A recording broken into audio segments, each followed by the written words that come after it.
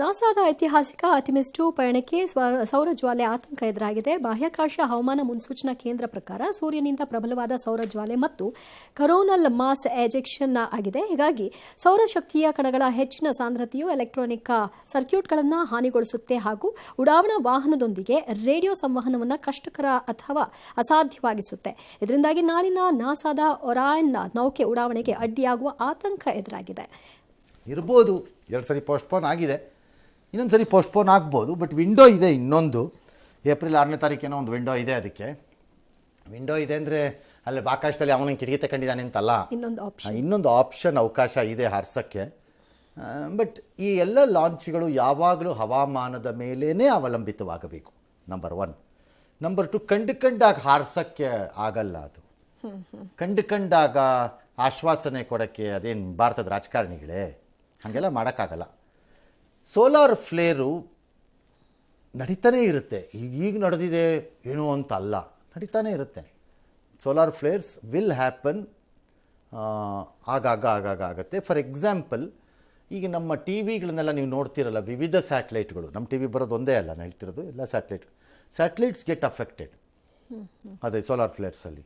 ಹಾಗಾಗಿ ಇದು ಹೊಸದಲ್ಲ, ಆಗ್ತಾನೆ ಇರುತ್ತೆ. ಅದು ಈ ಸರಿ ಆಗ್ತಾ ಇರೋದು ಇದರ ಪಾತಲ್ಲಿದೆ. ಹಾಗಾಗಿ ಮೋಸ್ಟ್ಲಿ ಇದು ಮಾಡ್ತಿದ್ದಾರೆ. ಬಟ್ ಮೇ ಬಿ ಅವರು ಅದನ್ನು ಓವರ್ಕಮ್ ಮಾಡಿದ್ರೂ ಮಾಡಬಹುದೇನೋ, we don't know. Last call ಯಾವಾಗ ತಗೋತಾರೋ ನೋಡಬೇಕು. ಇವತ್ತಲ್ಲ ನಾಳೆ ನೋಡೋಣ, ಕಾಯೋಣ ಅಷ್ಟೇ. 54 ವರ್ಷನೇ ಕಾದಿದೆ ವೈಜ್ಞಾನಿಕ ಬಳಗ ಮೂನ್ಗೆ ಮತ್ತೆ ಹೋಗ್ತಾರಾ ಯಾರಾದ್ರೂ ಅಂತ. ಈಗ ಇನ್ನೊಂದು ಸರಿ ಕಾಯೋಕ್ಕೇನು ಕಷ್ಟ, ವಿಲ್ ಸಿ, ನೋಡಬೇಡ ಅದೇನಾಗುತ್ತೆ ಅಂತ. ಕರ್ನಾಟಕ ಕೌನ್ಸಿಲ್ ಫಾರ್ ಟೆಕ್ನಿಕಲ್ ಇದಕ್ಕೆ MD ಆಗಿದ್ದಂಥ ಆ ಕಾಲದಲ್ಲಿ ವಿ ಮುನಿಯಪ್ಪ ಅವ್ರನ್ನ ಲೋಕಾಯುಕ್ತ ಕೋರ್ಟ್ ದೋಷಿ ಅಂತ ತೀರ್ಮಾನ ಮಾಡಿದೆ. 3 ವರ್ಷದ ಕಠಿಣ ಕಾರಾಗೃಹ ಶಿಕ್ಷೆ, 4.5 ಕೋಟಿ ದಂಡ ಹಾಕಿದೆ. ಲೋಕಾಯುಕ್ತರ ಪೊಲೀಸರ ತನಿಖೆಯಲ್ಲಿ 2014ರಲ್ಲಿ ಪ್ರಕರಣ ದಾಖಲಾಗಿತ್ತು ಭ್ರಷ್ಟಾಚಾರದ್ದು. ಈಗ ಆಗಿದೆ, ಬಟ್ ಸಸ್ಪೆನ್ಷನಲ್ಲಿ ಇಟ್ಟಿರ್ತಾರೆ, ಅವರು ಅಪೀಲ್ ಹೋಗ್ತಾರೆ. ಎಸ್. ಚಿನ್ನಸ್ವಾಮಿ ಕ್ರೀಡಾಂಗಣದಲ್ಲಿ ಶನಿವಾರ ನಡೆದ ಬೆಂಗಳೂರು ಹೈದರಾಬಾದ್ IPL ಪಂದ್ಯದ ವೇಳೆ ಅಭಿಮಾನಿಗಳು ಮೊಬೈಲ್ ಅನ್ನು ಕಳ್ಕೊಂಡಿದ್ರು. ಈ ಸಂಬಂಧ ಕಬ್ಬನ್ ಪಾರ್ಕ್ ಪೊಲೀಸ್ ಠಾಣೆಯಲ್ಲಿ 12 FIR ಕೂಡ ದಾಖಲಾಗಿತ್ತು. 2 ದಿನದಲ್ಲಿ 18 ಲಕ್ಷ ಮೌಲ್ಯದ 21 ಮೊಬೈಲ್ಗಳನ್ನು ಪೊಲೀಸರು ಪತ್ತೆ ಹಚ್ಚಿದ್ದಾರೆ. 4 ಬಂಧನಕ್ಕೆ ಒಳಪಡಿಸಿದ್ದಾರೆ. ಜನಜಂಗುಳಿ ಇರೋ ಕಾರಣದಿಂದಾಗಿ ಹೆಚ್ಚು ಟಾರ್ಗೆಟ್ ಮಾಡಿಕೊಂಡು ಅಪ್ರಾಪ್ತರನ್ನ ಈ ಒಂದು ಕೃತ್ಯದಲ್ಲಿ ಬಳಸಿಕೊಂಡ್ರು. ಪಾಪ ಜನಕ್ಕೆಲ್ಲ ಮೊಬೈಲ್ ಸಿಕ್ಕತ್ತಾ? ಪಾಪ ಸಿಗತ್ತಾ?